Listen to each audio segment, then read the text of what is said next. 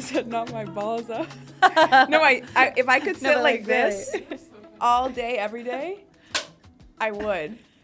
You know? Yeah, same. Or You see like- me on a plane, sometimes I'm like, sometimes like, I I sit swear- at work like this. I swear like, I'm a lady. What am I, 7? No, same. Like, I swear I'm a lady, but like, can a bitch be comfortable? 100%. You know what? I'm not judging you. We're going to put my Diet Coke in the frame because that's on brand. Peter. Peter, shout out to you. Shout out to Peter, Do you whoever know that any is. Peters?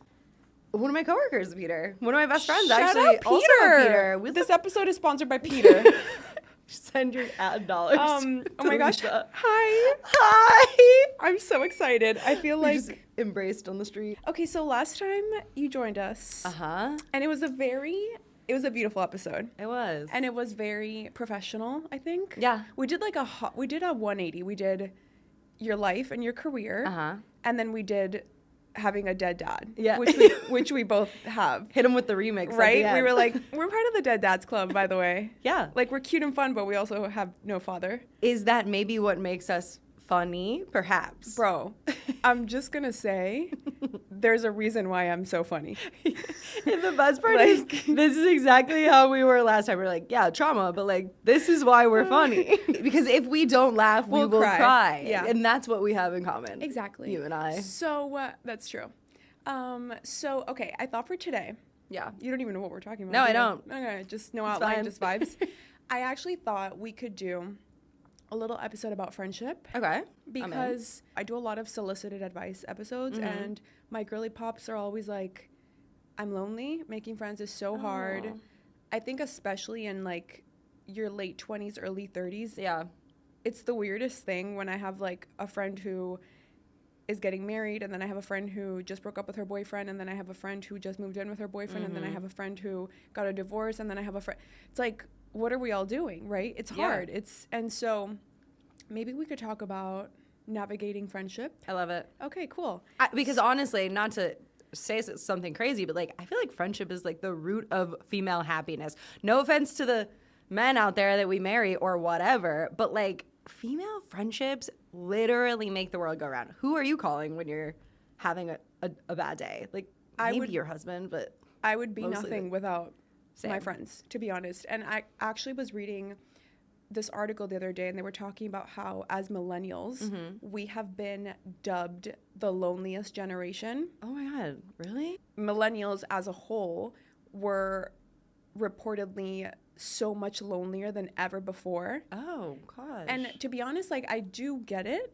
I get this. And not only because I hear about it, but also because that is what, whenever I get a question about friendship, it's either about a friendship breakup, like talking about friendship breakups, which I outlined that, or I like wrote down that I want to talk to you about. Yeah. But also just in general of like, I don't know how to make new friends. I don't know. I feel like my friends, we're going through different things, so I don't feel connected, or we're all spread out. Like, why are we so lonely? Okay, but don't you think that's like a part of how society operates now? Think about like 40 years ago. When I think about my mom's generation, they stayed in the same community. They lived where all their friends, they went to high school, and then they all stayed there after, and then they had kids there, and all of their family lived there as well. Like, there was so much more of this like village sense than there is now. Now the world is much smaller. We moved to New York City. We moved to Miami when our family's in Costa Rica. Like, there's just, and then you have to start over and make new friends, which is incredibly difficult. I mean, I've struggled with that a lot. Yeah, we're not in our village era. Exactly. And I think but I want to be. I do too, but if I were, I wouldn't be able to have some other friends that I have that are all spread out around the world. No, you just make a new village, I guess. Yeah, I don't want to make a new village. I like having little villages everywhere. Okay, that's perfect then. Yeah. We're multi-villaged girlies. We're in our multi-village era. I need to stop Make saying that, bro. happen. Fuck. I think I have a hard time answering the question, and I get this one all the time. How do I make new friends? We can give the same advice that everybody gives, right? It's like, join a run club, go to the gym. You know, all it takes is one friend to introduce you to another friend. Like, that advice circulates everywhere. I don't have anything revolutionary to tell you. I think we also have a little advantage that part of what we do is online. Yeah. And so we have that digital, like, connectivity. That's how we became friends. Living proof, right? Literally, we became friends because I was like, oh, she's funny and cute. And I said the same thing about you. So I was like, boom, besties. You know what I mean? And then we met and I was like, perfect. We were like, dad club? Like, Okay, yeah. Like, oh, and that sealed the deal. Like, I was like, you're funny, cute, nice, smart, and you don't have a dad? Where do I sign? And I just, right there. File the fucking paperwork. So I think we have a little advantage with that. But I think the bigger problem is I think a lot of women feel lonely even in the friendships that they do have. Oh my gosh, yes. Talk to me about that. What do you think? Yeah, and you know what? I this just unlocked something for me because, like you said, I didn't know what we were talking about today. But I have struggled with this a lot because I think that like I have, just like you said, we have many villages. So like I've lived in all these places. I love that new concept that we just made. Yes, like multi-village girls. So I have friends all over, and I have like pods of friends all over, and as you know, I'm 34 years old. So like as a 34-year-old woman, you're a baby. I'm a baby, but most people, like where I grew up in Michigan, all my friends have kids. They're all married. They're all at such a different stage of life than I am. Mm-hmm. And that goes for other aspects of the other villages too. Yeah. But so oftentimes, especially when I would hang out with my friends from Michigan that I've been friends with since kindergarten, first grade, or like middle school and high school, I would feel so different. I would be like, I love them. And like, they are still my best friends, but like I'm not connected in the same way that I always had been because we're living such different lives. And I talked to my therapist about this. I was like, how do I don't want to not be friends with them. Like we have such a shared history. But at the same time, like I want to leave spending time with my friends in a positive manner. And a lot of times I was leaving and feeling like, ugh, I didn't relate to anything they said. I'm different than them. Yeah. And it became like honestly a mindset shift. I was like, okay, I really like wrote down, what am I taking from these friendships? Are they still the positive aspects that I had before I felt that we were different? And like, if there are still positive aspects, like I have to reframe that it's okay that we're not the same and like we each have our things. Right. Easier said than done though. Yeah. Like, that's really hard to, especially I feel like as women that are in their mid 30s or early 30s or whatever, like there's so much pressure from society to be like, this is your value of like, you have to have kids and then you're not like, you're behind. Expiring as the days go. Yeah. Mm-hmm. And then when you see all your friends like that, so then I just like determined, okay, these friendships are going to be like, they're going to be what they are at this stage. And then I also am going to go and try and take all that advice that you just mentioned of like doing things that I'm interested in and like, and find people that are at the same stage of life that I am now. I think proximity is one of the most important things that makes you feel fulfilled in a friendship, and proximity in a physical way, obviously, but then also in the life stage that we're at, just because you have more to talk about, right? Like it's a no-brainer. And so I think that's why it's important to have friends that are going through something similar than you, but that's so much easier said than done. It is. Like, it's not that easy to just, let me just go find a new best friend who is also, X, Y, and Z the way I am. Yeah. And so I think it's valuable what you're saying of like, you kind of took inventory. Perfect word. Of your friendships, and you were like, okay, which friendships here are still really important to me? And that might sound like I don't mean that in a mean way, but I think it's really important to think about what friends, I feel like I had to do this last year because I'm always like the more the merrier kind of person. Me too. With friends, because I literally have no family and I'm single. Yeah. And so for me, my friends have always played like the biggest role for me. I love men, unfortunately, but tragic. I know I hate that about myself, honestly, but for me, my whole life, it's really been friends. Like, friends have been the forefront. You know how some girls are, like, very, like, we all have that friend who's, like, she's always in a relationship. And, like, it's, like, her man and then all of us, which is fine. I have friends like that. I love them. We're all different. It's fine. That's never been my path. I have never been a lover girl. I'm trying. Tell me more. But for me, it's always been friends first, And so I forgot what I was going to say. Oh, and so last year, I kind of took a step back and I was like, I feel like I'm pouring into so many cups and into so many friends, and I do love that, and I take my friendships really, really seriously. I think that's what it is. And last year I felt disappointed a little bit, and it kind of made me take a step back and be like, okay, I think I need to reevaluate how much I'm pouring where, because I don't have that much to pour to begin with. Yeah. Because like life things, family things, work, you know, we all have things to do. And so I had to kind of take a step back and reevaluate which friendships I really saw myself investing in long term. Almost like the Capricorn I am, I was like, okay, what's my ROI? Like, what am I, you know? Not in that way. Cost-benefit analysis happening. But I do think sometimes it's really important to know where you stand in people's lives and where they stand in your life. 100%. And for me, that kind of meant I had to take a step back from a few friendships, not in the way that they're not in my life, but just in the way that, in how much I poured into them. Yeah. Because maybe I just felt like I wasn't getting, you know, maybe it wasn't reciprocal. Maybe I felt like I honestly don't have that much to give. Yeah. And so not that I'm at a point where I'm like, no new friends. I'm never going to feel that way. I'm never going to think that way. But I also feel like I've been able to be a much better friend this year, I think, because it's like very clear to me where people stand in my life.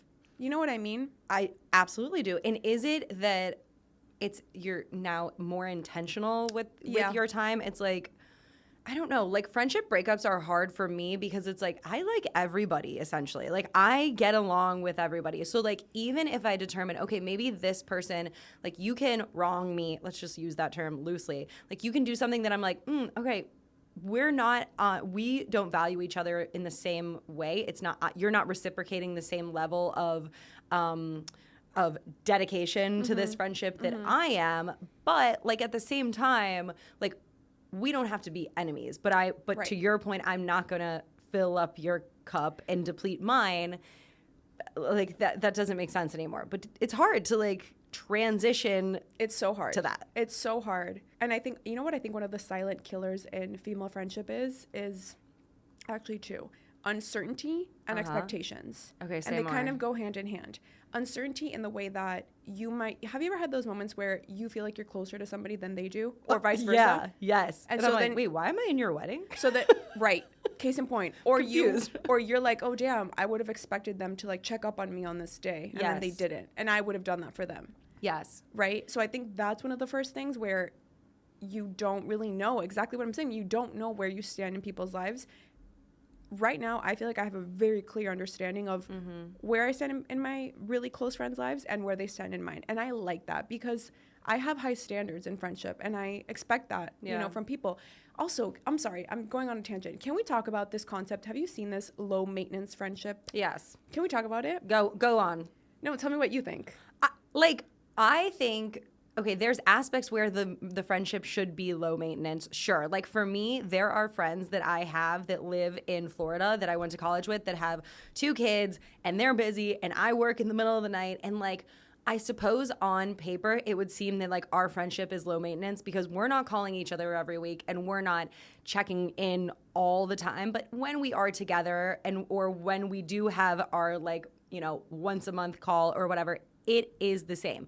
But at the same time, when I was, you know, in my feels on an airplane 2 days ago, I texted the friend that I've basically just described and was like, I'm so sorry that I haven't been more like integrated in your life. And I'm sorry that I haven't like come to visit recently. And I'm sorry. Why did you feel that way? Because I just like, I felt like, I don't know. We just were not connecting. We weren't connecting because we weren't prioritizing talking.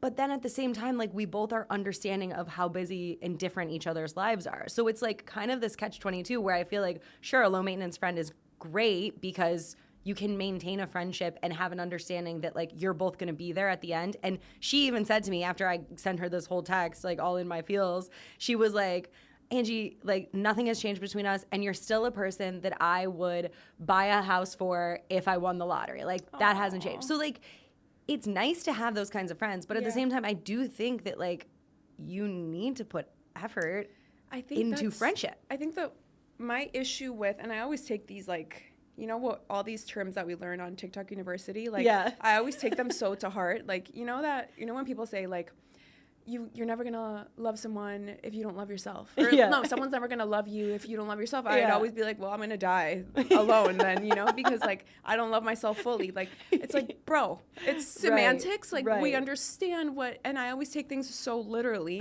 So sometimes I need to calm myself down. But I think my problem with this whole discourse of low maintenance friends, at least the ones I've watched, the videos I've watched, people are just saying like adult friendships need to be low maintenance. You know, you can't expect blah, blah, blah, blah, blah.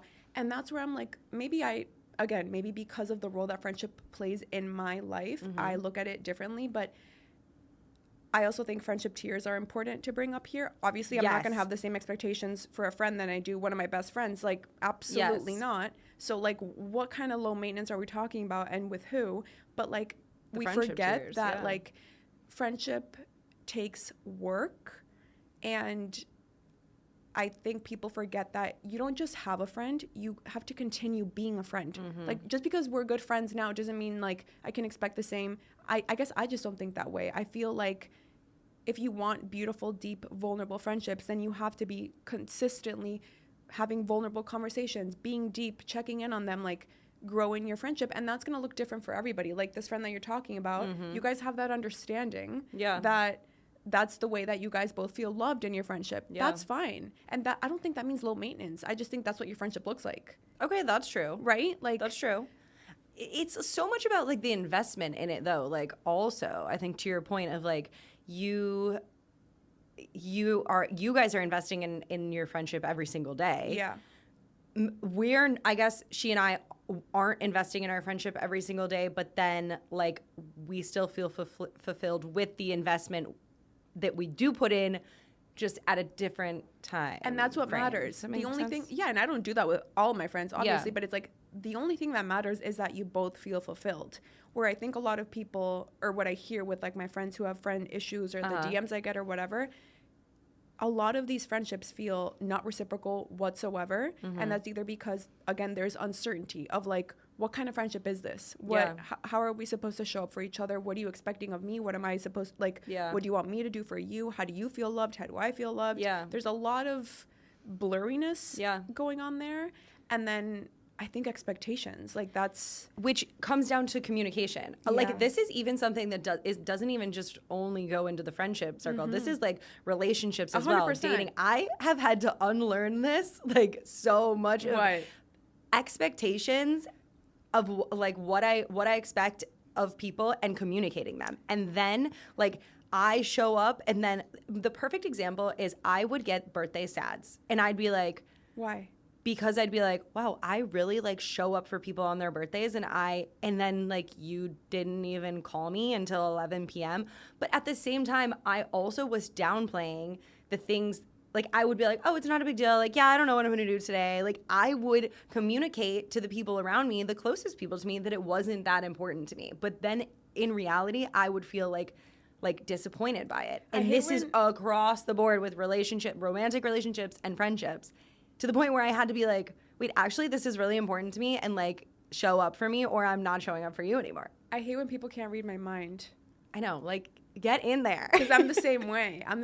And I've had to realize. Of course you are. I've had to realize, like, actually people can't read my mind.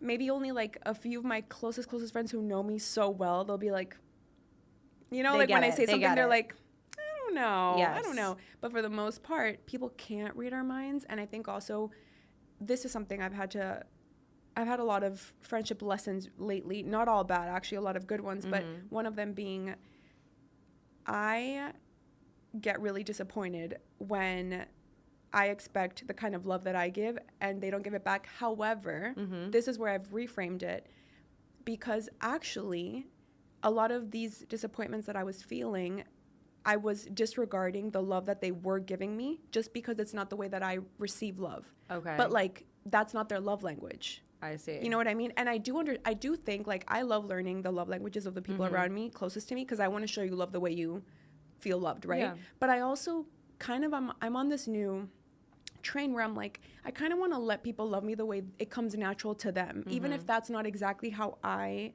feel the most loved. I've honestly had to accept it from a few of my closest friends who don't have the capacity to maybe like show me love the ways that I prefer, because it's just not natural to them. Yeah. And now I'm kind of like, but they're still showing up. It's just in their own way. Maybe it's just not the way that I like prefer. But why am I disregarding how they are showing up? You know what I mean? I do. But And I think hard. that took self-awareness for you to be like, 100%. wait a minute, am I dismissing all these other things that they're doing like in a positive way? Right. Just because I'm like looking for this one thing and they didn't do that, so now everything else doesn't matter. Lisa, I just fade Angie? off into the distance. Oh, okay. But like once I have determined that somebody, okay, let me think about this for a second. Can I tell you what I think about this? Yeah, go ahead. Because I do the same shit. However, I realized this about myself. If I really, really, really care about maintaining that friendship in the same tier that it currently is at, I will have a conversation about it. Exactly. However, if I don't mind putting you in a different box, that doesn't mean Xing you from my life. I'm not like a sergeant like that, depending on what you did, obviously. But like, if I'm okay with, okay, I see how you move. I see what time it is. I'm just going to like, again, rearrange how much I pour. Yeah. I'm not going to say anything. Exactly. And that's like the moral of it. But I think that, at least for me, I do the same exact thing. And it's like, once one thing has happened, I'm a person that's like, I've made a mental note and now I know, and you actually can't come back from that. So I just put you down, but I'm still incredibly nice and pleasant. Same. And like, I don't know. I just like feel like these days I'm like, people go where, like they end up where they're supposed to be. Like my top tier friends, you mentioned tiers, like they rise to the top. Like you and I are such an interesting like friendship, because it's like I was just explaining you to somebody today and like how I know you and like who you are to me and like all these things. And I was like, you know what's funny about Lisa? Like we literally have met in person a total of one time, but we'll like talk on the internet. But if I have a bad day, or if I am like, if it's like an anniversary of a death, or if there's something that she sees on social media that she's like, oh, Angie seems off, even though we're not talking, you show up. Like I got crumble cookies at my door. And like, not that it's all about those kinds of things, like gifts or whatever, but like that is something like, so that friendship gets placed in this tier. Yeah, it's a separate tier. It's a separate tier. Yeah. And then I have my friends that I have in like the top tier that I'd speak to, one like you just said about Baby. Like that for me, my friend is Ruthie. And then there's other friends that it's like, we're not enemies. And like, I'll enjoy my time with you when I come across you, but like, I'm not going to put the same amount of effort in. Yeah. And I think that's so okay. We need friends for different things. I think expecting one friend to fulfill every single thing that we need, that's so much expectation. And maybe you do have, you know, like honestly, a few of my best friends, they're more than enough, more than I could ever ask for, you know? But I also just think it's important and it's totally okay to have friends for different things. I always say this to one of my good friends. She's trying to make new friends in her city. And she's like, yeah, I mean, you know, we went on a few like friend dates. Yeah. Because friendship is like dating at the beginning. You're like it's courting. So weird. It's like, it really is. Yeah. Like, do you like me? Yeah. It's like, oh my God. We're hang out on Saturday? It's like, oh my God, I'm going to send her this meme. Like, it's like, do we have the same sense of humor? Yeah. Or like, oh my God, I heard this song that you might like. Or yes. I heard about this restaurant. Do you want to go have dinner? Like, it really is like dating. It is. The beginning stages of friendship is like dating. But at least it's like girl. Like, we take out the boy factor of that, and like women want to connect. 100%. Like you can triple text me. I triple text you all the time. I'm like, ding, ding, motherfucker. Like, I will keep going. Hey, you didn't respond to me last week. 7 text messages later. Yeah. Or I'll send you 7 voice notes in a row. Like, I literally don't care. That's one thing I do love. I wish we could be like that with, like, in dating at the beginning. Imagine. Sometimes I do that. And once. In dating. Once. Why not? Once you're hooked. Once he's hooked. I'm so. That's me at the beginning, Lisa. I like don't know how to date anymore, but that's a whole other conversation. I don't know what I was saying. I don't remember. About. Oh, so one of my friends, she was like, yeah, you know, we went on a few friend dates, but I don't know if like we'll get to like, I don't know if we'll be like really, really close. Mm-hmm. And I was like, but that's fine. Like, perfectly fine. That's okay. You can put her in the box of like, this is my friend that I enjoy and we got dinner here and there. And maybe that's sometimes fulfilling. Like, it doesn't every friend that you have doesn't have to be your best friend. And you don't, and people have different emotional capacities. This is something that came up with me over the past weekend. And it's like, people's emotional capacities are all different. So like, if you're expecting somebody to like cry with you that isn't in touch with their own emotions, like you're setting yourself up for disappointment. So like that part. I have going out friends. I have some like friends that I'm like, I know that they're down to go to the bar, meet people, bop around New York City or whatever. And then I also have friends that like I'm calling if I'm in the depths of despair, like because I know they can get there. So like, it's also important to be emotionally intelligent yourself and be able to understand like what you're looking for from that friend. Yeah. Agreed. I could not agree more. Like I had this thought the other day of like, who do I call when I'm like you said you isolate? I too can be like that. So I'm like, who do I call when I'm really upset or when I'm sad? And there's really, it's like I call my mom and I call my friend Ruthie. There's really only two people, even though I have all these incredible other friends. But there's like something about like, I know that our emotional intelligence levels and like match. They match. And like, they both get it. Like they understand me and they understand probably what I need in that. And I like value their opinions in that way. That doesn't mean I don't like my other friends are necessarily disappointing me, but is it the same, like, am I feeling the same sense of, understanding or. That's so real.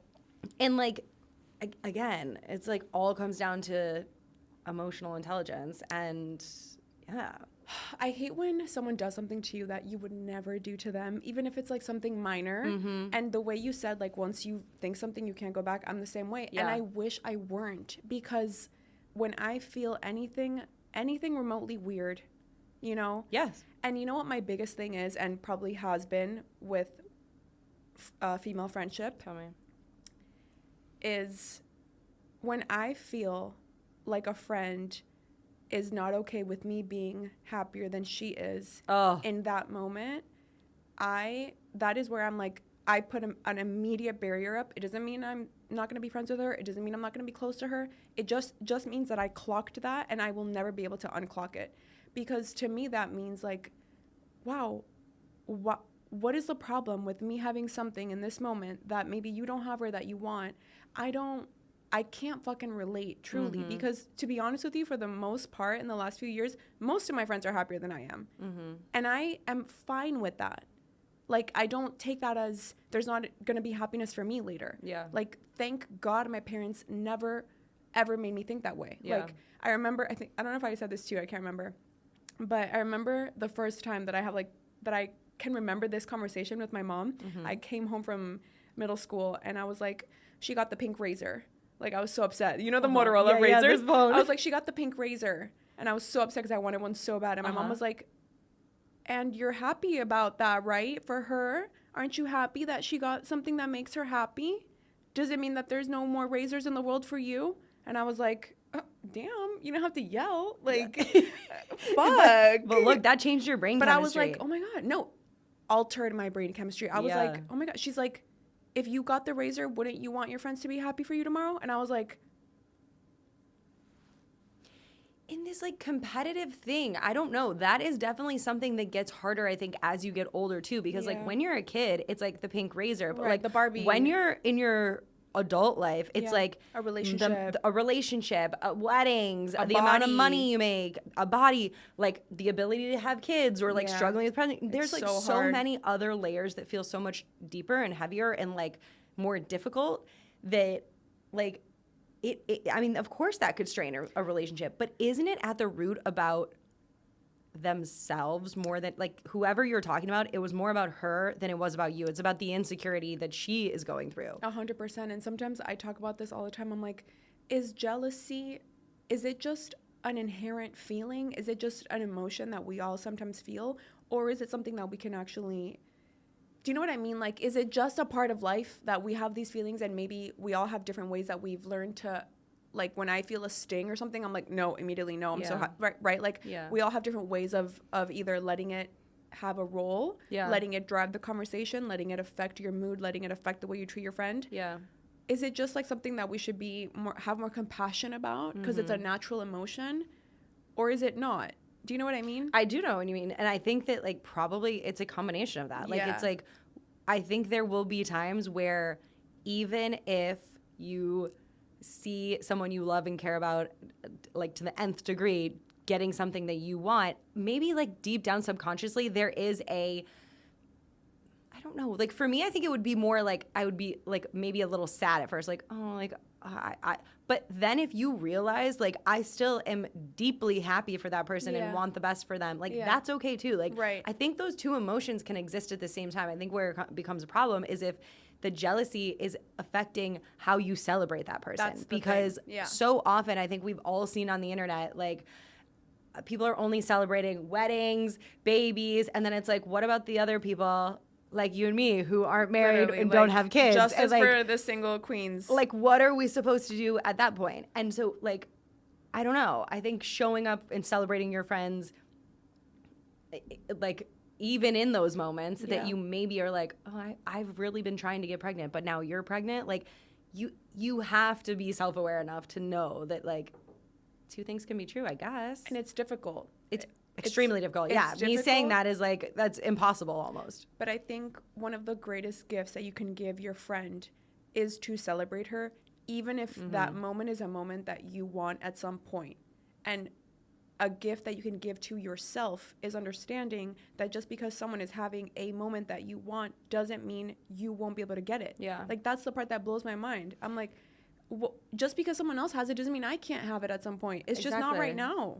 I think that so often people live in this like lack mindset. This is something that I like truly have ingrained in my brain.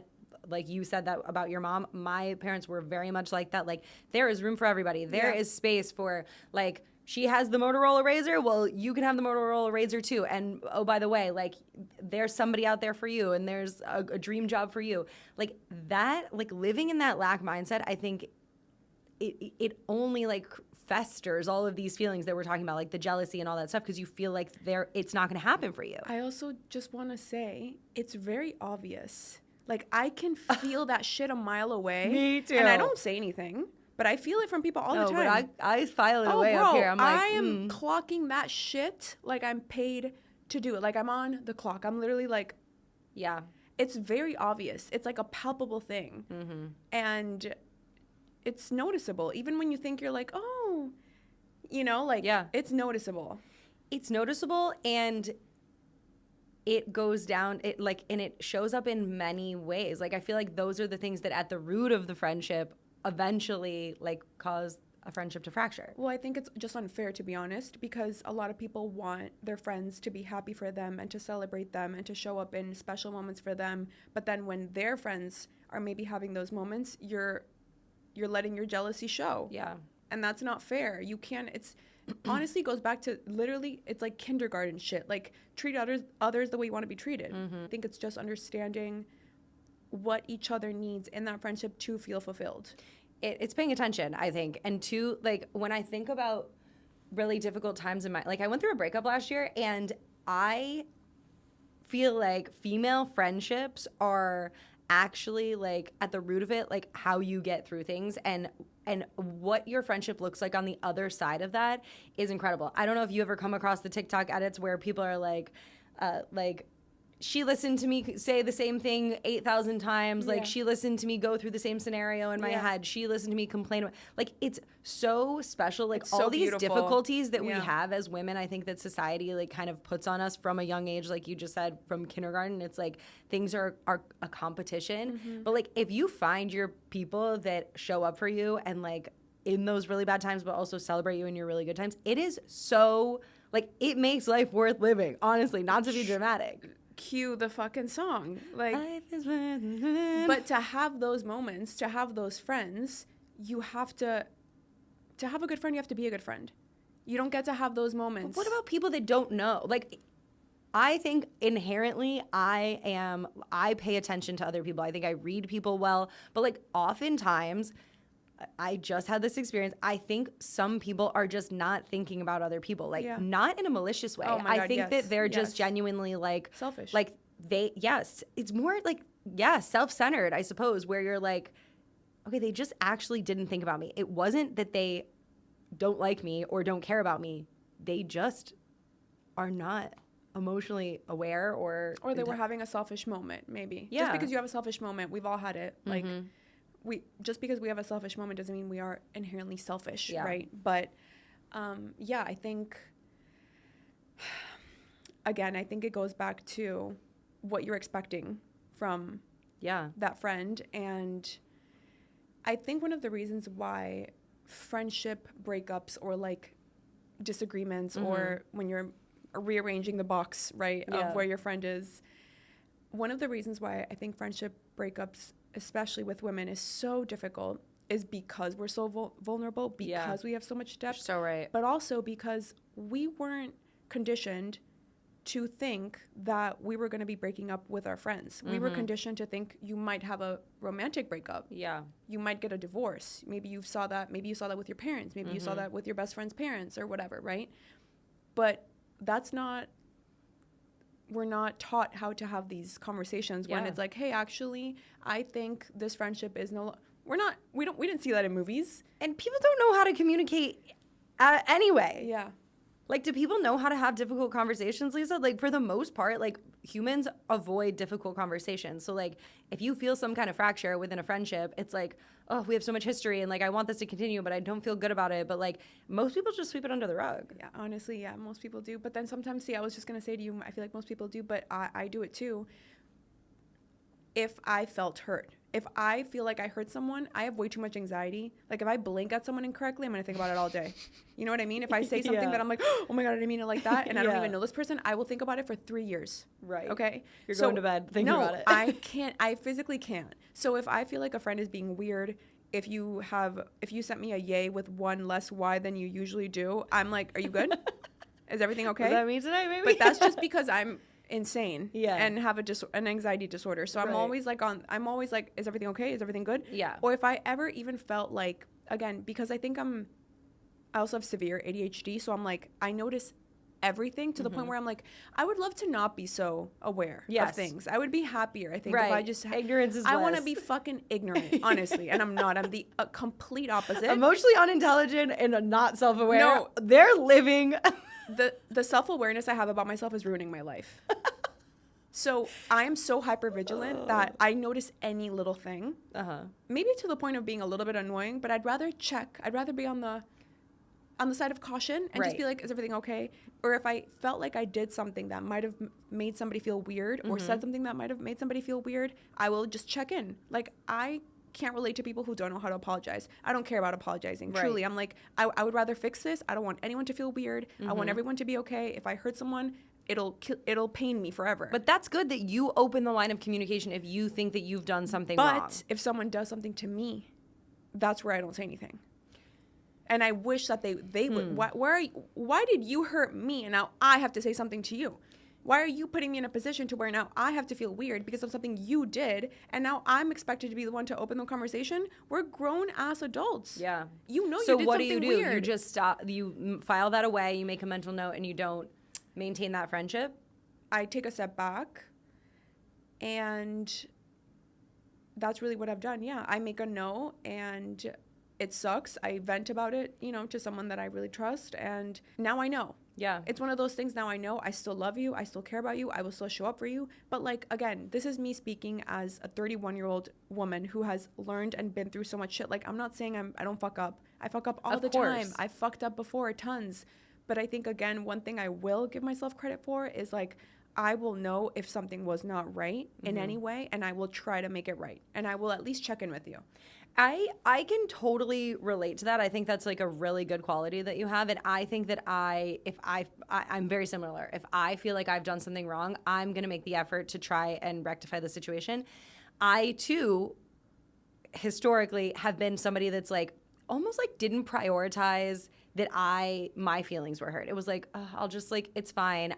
Like, it's not a big deal. It's not a big deal. I'm always trying to be like easygoing and whatever. And like, I realized that those are people pleaser tendencies 100%. that are not actually serving my relationships long term. Like, that's not helping either parties, and it's not helping me in the future either, because if I continue doing that, then like things happen. Like you need to have difficult conversations. So like this year specifically in 2025, I've been like, I'm going to have the uncomfortable conversations, even if I'm like minimizing maybe the effect that it had on me, because I think a lot of times I would do that. I'd be like, okay, like she was mean to me, but like I'm still perfectly happy. Like my life is like still so fulfilled. I would always diminish it.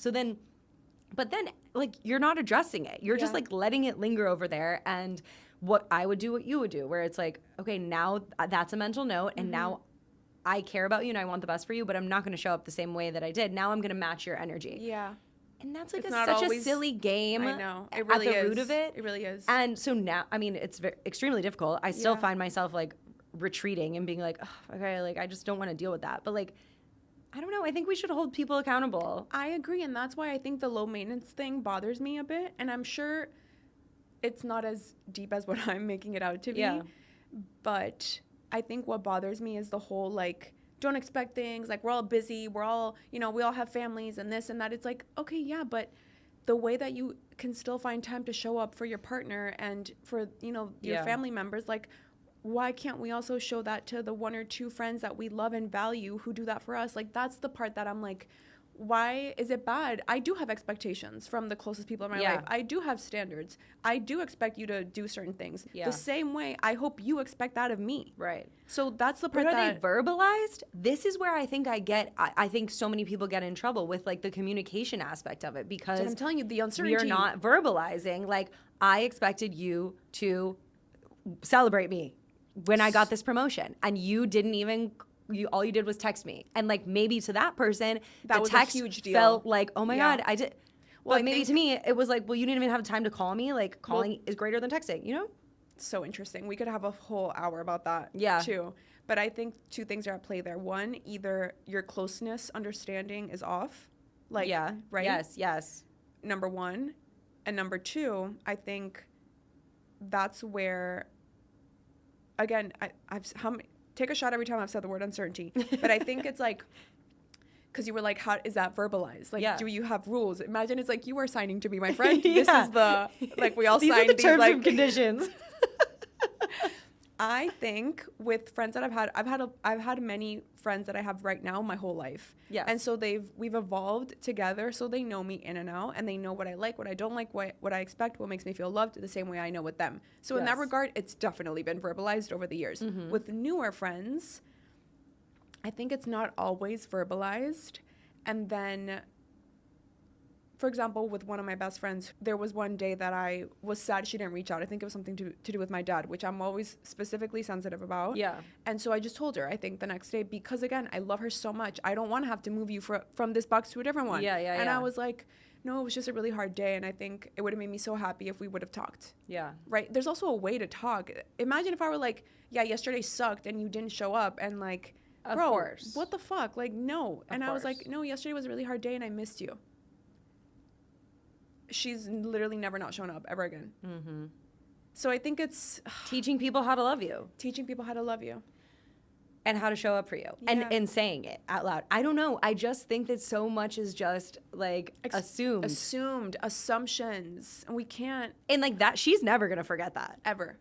Like, because it was verbalized that the level of importance to you.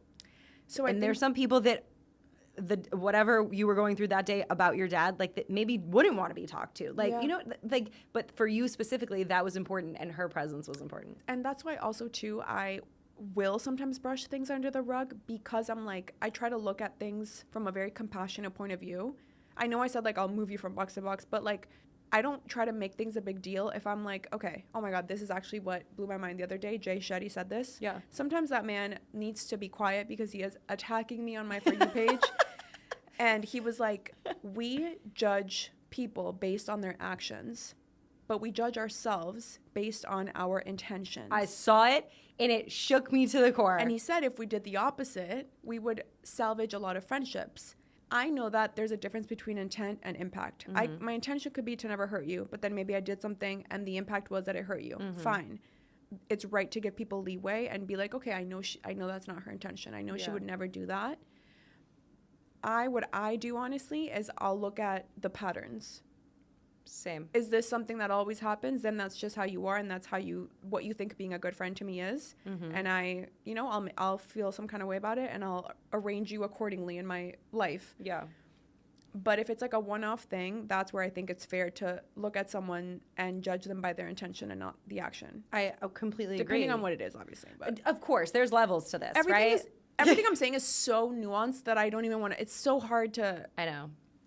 And I think that, like, at the end of the day, what always helps me is I'm like, no one is thinking about me. Like, everyone is thinking about themselves. That, to your point of having compassion for how people may have impacted you or what they've done, like, I think that, like, having the perspective of, like, a lot of times it has actually nothing to do with you. And if you feel like it does, having the conversation is going to get you way farther than assuming, like, she's mad at me or she doesn't value our friendship the same. Like, I have just operated in that mindset permanently at this age. Yeah. Friendship is tough. It is. But it's one of the most beautiful things I think that we get to have. Yeah. And it's like it's the relationships that we get to pick. I know. Stuck with our family. Right. I didn't get to pick my family. Yeah. But I can pick my friends. Yeah. And yeah, what are our last thoughts about, what would you say to someone who's listening who wants more deep, fulfilling friendships? What would you say? What would you say something that has helped you? You know what's so interesting? I know we're talking about the girly pops here, but, like, I think that people want to go deeper in their friendships. And this has been such a glaring realization that I've had with two specifically male friends that I have, where I feel like my prompting them in certain ways of like asking the deeper questions or asking the questions that, like, maybe people don't feel comfortable bringing up themselves, but perhaps would like to talk about or want to connect about. Like, people want to connect. And I think that if you just show your own vulnerability, like, you're going to deepen those connections and friendships. And I know it's hard to make friends, but, like, the only way to strengthen it is by going through things together and, like, sharing your feelings about stuff and communicating about it. What do you think? I think we're the perfect example. We were both like, oh my God, yeah, our dads died. Yeah. And that is the most traumatic thing that can happen. One of the most traumatic things that can happen to you. And it was an instant bond. Like, that's why it's like, why do we feel so much closeness? Like, I feel my favorite word is, like, safe. I love feeling safe with people. That's what I look for in my friendships. Same. I want to feel safe. And I feel safe with you. And I've seen you in person once. Right back at you, sister. Do you know what I mean? And it's because, like, again, I think vulnerability is the key to connection, truly.